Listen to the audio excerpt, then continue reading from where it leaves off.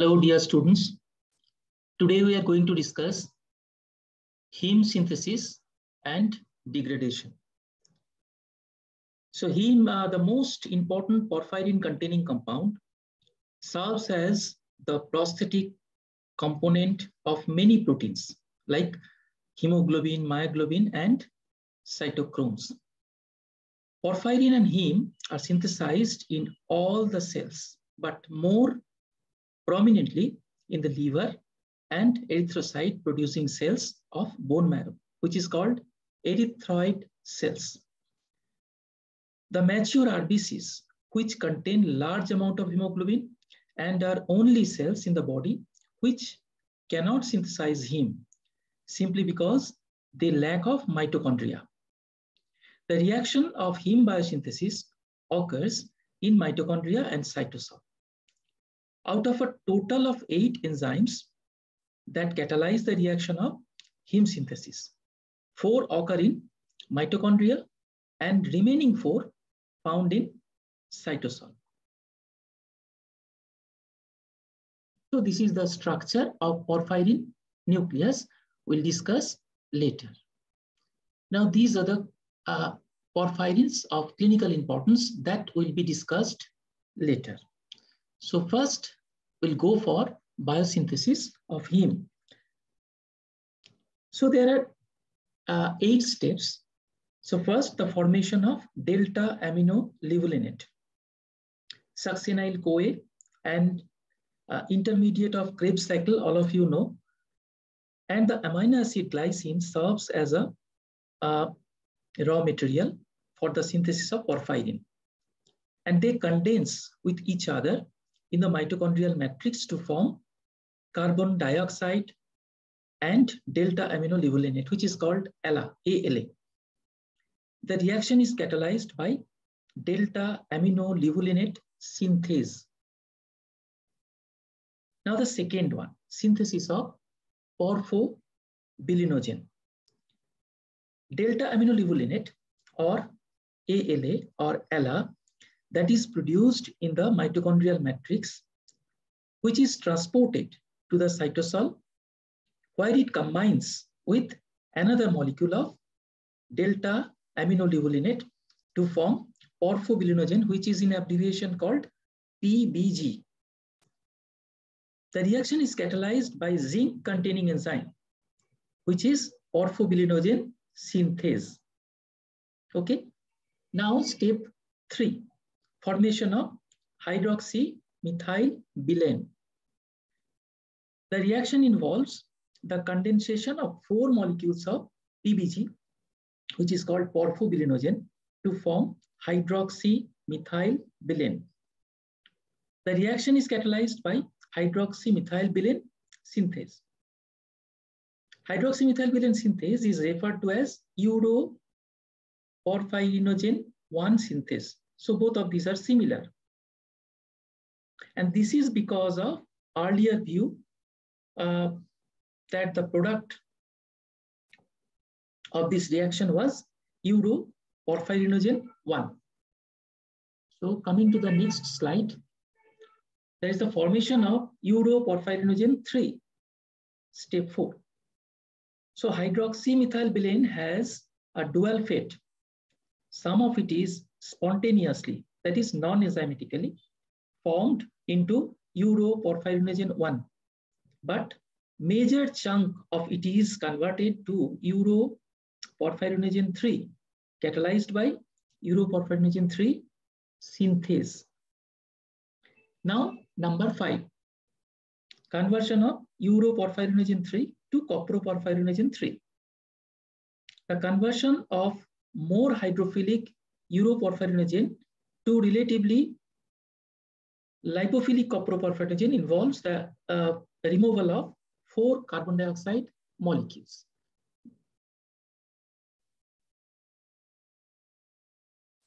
Okay. Number 6, conversion of coproporphyrinogen 3 to protoporphyrinogen 9. The reaction catalyzed by coproporphyrinogen oxidase that oxidizes 2 of the 4 ethyl carboxylate units to vinyl group, that is P to V conversion. I have shown the structure which is being made by P and V earlier. So P to V converting coproporphyrinogen to more lipophilic protoporphyrinogen, and this reaction occurs in mitochondria. Okay. Number 7, conversion of protoporphyrinogen 9 to protoporphyrinogen 9. Protoporphyrinogen 9 to protoporphyrin protoporphyrin 9. Porphyrinogen 9 to protoporphyrin 9. And the oxidation of protoporphyrinogen to protoporphyrin by molecular oxygen is catalyzed by protoporphyrinogen oxidase. Okay. And number 8, the last part, formation of heme. The final step of this pathway is the formation of iron, that is in ferrous form, is inserted into the protoporphyrin 9 to produce heme. And the reaction is catalyzed by enzyme ferrochelatase, which is called heme synthase. Both of these are synonymous. Now, how it is being regulated? What we have discussed, the heme synthesis is regulated by several enzymes, particularly or specifically the enzymes named delta aminoleuvulinate, that is levulinate synthase, hydroxymethylbilin synthase, old name is uroporphyrinogen 1 synthase, or PBG deaminase. These two act as a regulatory enzyme of heme synthesis. The end product of this pathway, heme exerts control over the pathway by feedback inhibition involving these enzymes. So now coming to the point of porphyrias. So what are porphyrias? Defects in heme biosynthesis in liver or erythroid cells result in accumulation of porphyrin or its precursor, and hence it is called porphyrias. So porphyrias are classified based on their tissue of origin into 2 major groups. One is hepatic, which is enzyme defect in the liver, and second one is the erythropoietic. This enzyme lesion occurs in erythropoietic tissue. So porphyrias occur due to enzymatic lesion resulting because of mutational changes in any of the genes encoding the enzymes of heme synthesis. Now let me discuss about the types of porphyrias. The first one is acute intermittent porphyria. This inborn error occurs due to deficiency of enzyme catalyzing step 3. Hydroxymethylbilin synthase, formerly which is known as uroporphyrinogen 1 synthase or PBG deaminase. Since the enzyme catalyzes step 3 of the pathway leading to the formation of hydroxymethylbilin, the intermediates before the block, namely porphobilinogen PBG and delta aminoleuvulinate ALA, are accumulated in blood and are exerted in urine. Since ALA, that is a delta aminoleuvulinate, and PBG, that is a porphobilinogen, are colorless compound, so urine will become colorless when voided, but darkens on exposure to air due to photooxidation of porphobilinogen and porphobilin. The signs and symptoms of disease are manifested in early adulthood. The disease is characterized by neurovisceral manifestations. As the name indicates, the symptoms appear intermittently. So that is the reason we are telling it intermittent porphyria. The clinical signs include the abdominal pain, that is the most common, coupled with bouts of vomiting, and neuropsychiatric symptoms such as seizures, anxiety, insomnia, hallucinations, confusion, and disorientation. Women of reproductive age group are more vulnerable since female sex hormone appears to have a stimulatory effect of allosynthase.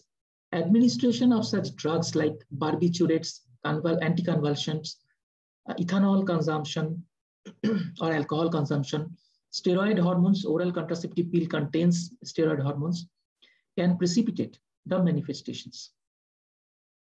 Acute attacks can be prevented by avoiding of such precipitating agents. The disease can be disabling, but not fatal.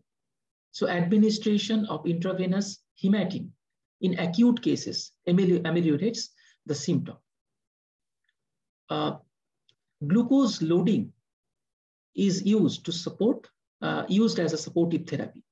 The patient is not photosensitive since the enzyme block occurs before the formation of uroporphyrinogen. The second one is congenital erythropoietic porphyria.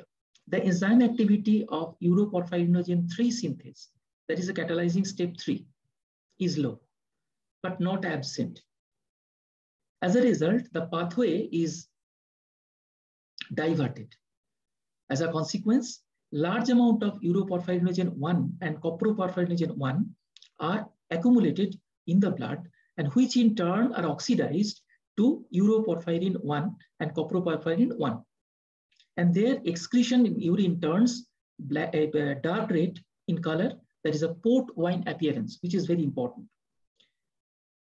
The patients are highly photosensitive due to the accumulation of abnormal porphyrins. When exposed to sunlight repeatedly, their skin gets ulcerated, resulting in scarring and mutilation of sun-exposed parts such as nose, ear, and fingers. The teeth exhibit red fluorescence when exposed to UV light, which is called erythrodontia. The next one is Porphyria cutanea tarda. What I have written, hepatic autosomal dominant. So the disorder is most common porphyria, individuals with partial deficiency of enzyme uroporphyrinogen decarboxylase when exposed to excess alcohol consumption or iron overload become victims of this disease. Uroporphyrin 1 and 3 are excreted in urine, bullous skin lesion due to cutaneous photosensitivity are the most common characteristic sign of the disease. Now the last one is acquired porphyria. These are not considered to be clinical porphyrias, but they are more common than the inherited porphyrias. They are secondary to various clinical conditions such as chronic renal failure, a few types of malignancies, liver disease, and so on. In all these conditions, various enzymes of heme synthesis are inhibited, resulting in accumulation of different porphyrin molecules. Exposure to heavy metals such as lead, mercury, arsenic can cause inhibition of these enzymes of heme synthesis. Most of the paints available in the market contains high amount of lead, and it may cause a various effect on human beings, and it may interfere the enzymes which is important for heme synthesis.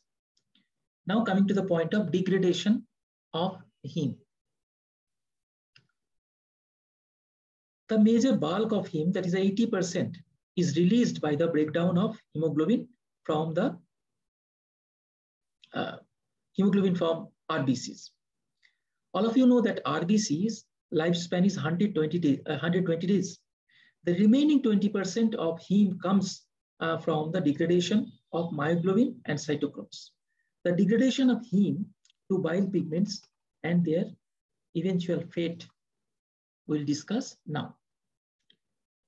Now, what are the steps by which it is getting degraded? So first one is the formation of bilirubin. The heme degradation occurs in reticuloendothelial cells in the liver, spleen, and bone marrow. The microsomes of these cells contain an enzyme complex known as heme oxygenase, and which is dependent on NADPH and molecular oxygen. The enzyme complex cleaves the methyl bridge or methyl bridges between the pyrrole ring structure, what I have shown at the first slide, pyrrole ring structure 1 and 2. The ferrous ion, that is the Fe2+, is oxidized to ferric form and is liberated from heme, and which later enters into the body iron pool for recycling. The iron-free porphyrin portion of heme opens up its ring structure and forms the linear tetrapyrrole compound, which is called biliverdin, very important. The biliverdin is a green-colored bile pigment, and which is the excretory and end product in amphibia and birds. But in mammals, including humans, it is further degraded. The enzyme called biliverdin reductase, which is present in mammalian, reduces the methyl bridge between the pyrrole ring 3 and 4 to a methylene group to produce the yellow pigment called bilirubin. And it is estimated that 1 gram of hemoglobin yields about 35 milligram of bilirubin. Approximately 250 to 350 milligram of bilirubin is found per day from various sources of heme, mostly from hemoglobin and also from hemoproteins. The second one, transport of bilirubin into the liver.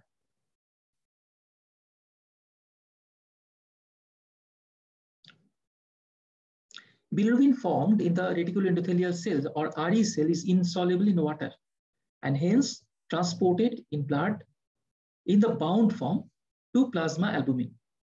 And it is estimated that 100 ml of plasma can carry about 25 milligram of bilirubin. When the albumin-bilirubin complex reaches the sinusoidal surface of the liver, bilirubin is taken up by the liver parenchymal cells. Now, next one is the conjugation of bilirubin in liver. Once inside the liver cell, bilirubin combines with the 2 molecules of glucuronic acid supplied by the UDP glucuronate, catalyzed by the enzyme bilirubin glucuronyl transferase. These products formed mostly the bilirubin diglucuronide. The process is called conjugation. This conjugation process is very important, and thus the essence of conjugation is to convert the non-polar bilirubin into the polar molecule. In fact, conjugation is the process by which many molecules, including the steroid hormones and drugs, are made more water soluble in order to be excreted. Okay, the next one is secretion of bilirubin into the bile. Secretion of bilirubin into the bile. So bilirubin, once conjugated, conjugated is secreted into the bile duct by the active transport mechanism. And this step is considered as the rate limiting in bilirubin metabolism. Any impairment in the liver function affects this step adversely. And the last step is excretion of bilirubin. So I'll show you this thing, summary of bilirubin metabolism. This is the thing happening in the blood. Next, uptake by the liver. So conjugation takes place in the liver. Then it comes out and accumulated in the bile gallbladder, and it is being secreted and secreted through the bile duct. So the next sequence of events, what is happening? Excretion of bilirubin. The conjugated bilirubin enters from the bile into the intestine, and upon reaching the large intestine, the glucuronides are removed by the bacterial enzymes, namely beta glucuronidases is released, free bilirubin. The bilirubin is then reduced by other microbial enzymes, a group of colorless compounds called urobilin or urobilinogen, which is called UBG. The small quantity of it, that is about 4 milligram per day, escapes into systemic circulation and is converted to urobilin, a yellow colored compound, and excreted in urine. The characteristic amber color of urine is due to presence of urobilin. The major bulk of UBG, which is called urobilinogen, is reduced by the intestinal bacterial enzymes to form the stercobilin, which is called SBG. The average amount of secretion, that is 100 to 200 milligram per day, and which is oxidized to stercobilin and is excreted through feces. So the characteristic brown color of feces is due to stercobilin. So this is all about degradation of heme. So what will be the consequences after degradation? Now we are going to define jaundice. The normal serum total bilirubin concentration is 0.2 to 1 milligram per dl. Of this, the unconjugated bilirubin is about 0.2 to 0.6 milligram per dl, and conjugated is 0.2 to 0.4 milligram per dl. When bilirubin in blood exceeds 1 milligram per dl, it is considered as hyperbilirubinemia. Okay, so it occurs due to the production of more bilirubin than the liver can excrete, or the failure of a diseased liver to excrete bilirubin produced in normal amounts due to mechanical obstruction of the bile duct that carries bile from the liver to the intestine. In all these conditions, bilirubin accumulates in blood, and when it exceeds 3 milligram per dl, it diffuses into various tissues, which then become yellow. And this condition is called jaundice or icterus. So jaundice is usually manifested as yellowish discoloration of sclera. There's a white part of eye become yellow, conjunctiva and skin, as well as mucous membrane. So sclera in particular is examined for discoloration that reflects any slight increase in serum bilirubin, because sclera have high affinity for bilirubin deposition due to their high elastin content. That is important part. The student must note that jaundice is a symptom of an underlying disease and is not a disease itself. Okay, so what are the types of jaundice? Jaundice reflecting hyperbilirubinemia is a sign of either liver disease or less often a hemolytic disorder, but there is no strict classification of jaundice. However, in clinical practice, jaundice is studied in 3 major types, that is hemolytic, hepatic, and obstructive. Now, let me discuss about hemolytic jaundice. This condition results from increased hemolysis of erythrocytes, that is hemolytic anemias, sickle cell anemias, incompatible blood transfusion will come under this category.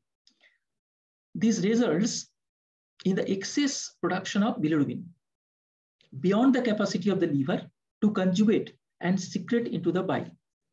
However,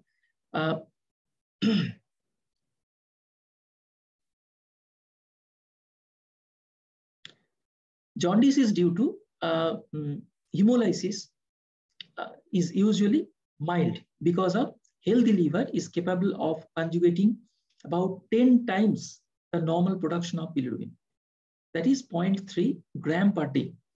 However, this is not applicable for newborn because of the immature conjugation system in the liver. Okay, so hemolytic jaundice is characterized by the following. Number 1, increased level of serum unconjugated bilirubin. Number 2, increased excretion of urobilinogen in urine.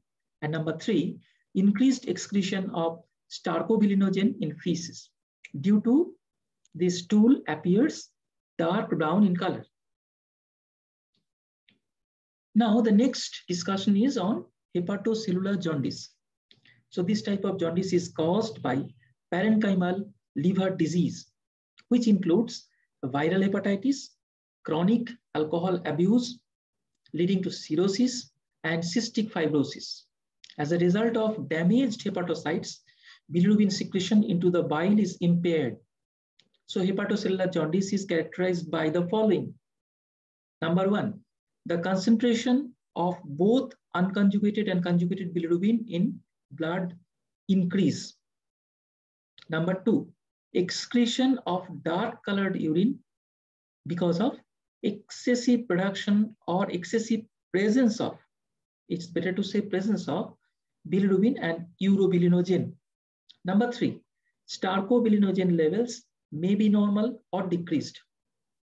Number four, the levels of alanine transaminase, which is called ALT or SGPT, and aspartate transaminase, which is called AST or SGOT, are elevated in blood due to their release from damaged liver cell in excess.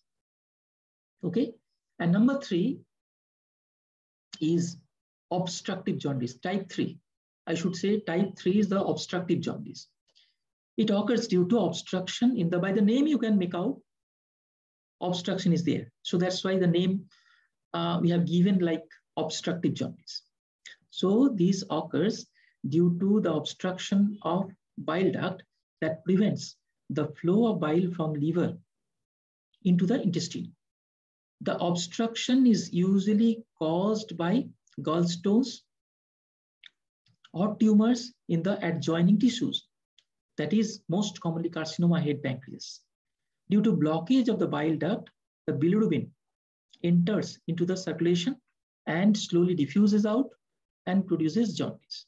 So obstructive jaundice is characterized by the following. What are those? Number one, increased level of serum unconjugated bilirubin. Number two, urine is dark colored due to excessive amount of conjugated bilirubin. Number three, pale and clay colored stool are due to the absence of starcobilinogen. Number four, the fat in the diet is not absorbed due to absence of bile in the intestine. It eventually appears in feces and condition is called steatorrhea.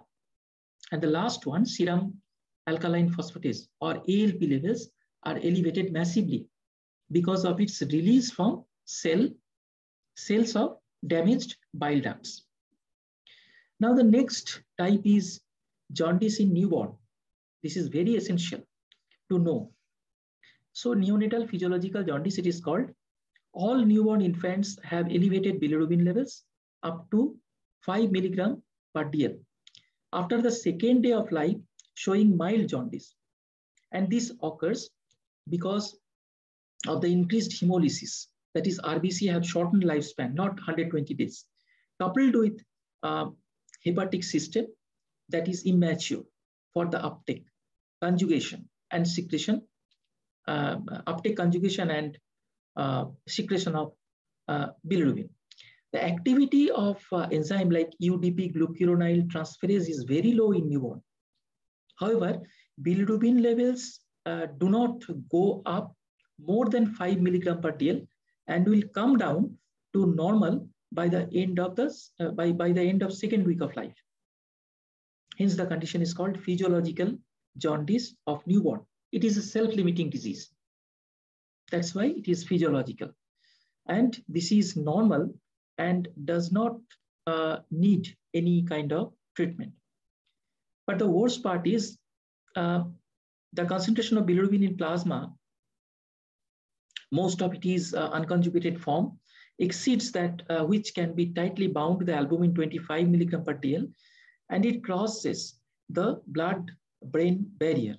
And this produces hyperbilirubinemic toxic encephalopathy or kernicterus, and which may cause mental retardation. Okay. Now the next type is the breast milk jaundice. In some breastfed infants, unconjugated hyperbilirubinemia occurs. And this is because of presence of enzyme beta-glucuronidase in the breast milk, and which deconjugates bilirubin in the intestine.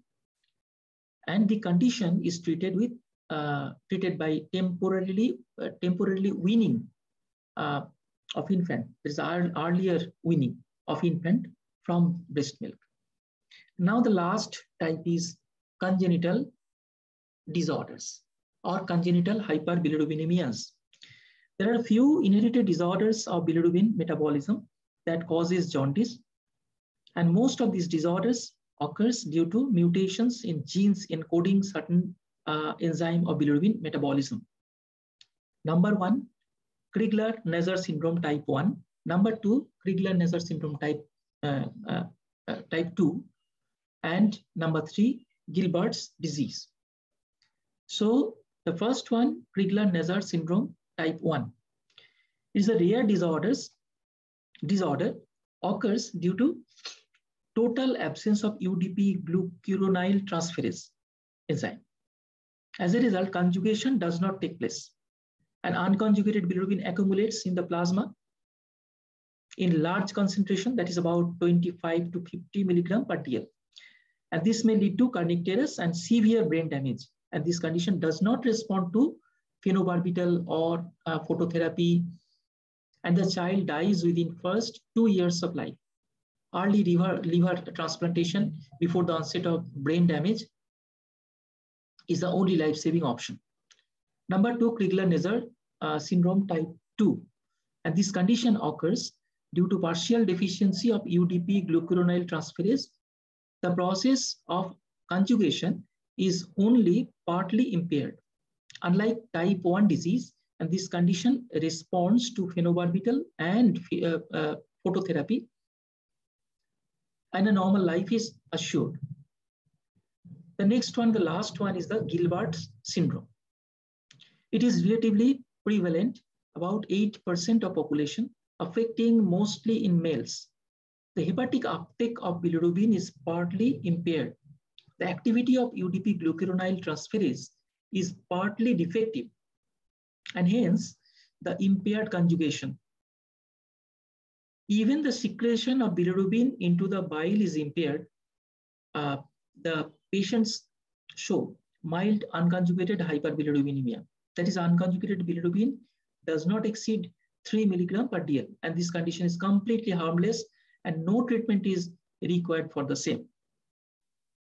So today, up to this, we have completed hemoglobin biosynthesis, its degradation, porphyrias, and jaundice, different type of jaundice, and we have discussed to some extent jaundice in newborn, and which is called neonatal jaundice, breast milk jaundice, and at the end we have concluded with congenital disorders. That is a congenital hyperbilirubinemias and its different variants.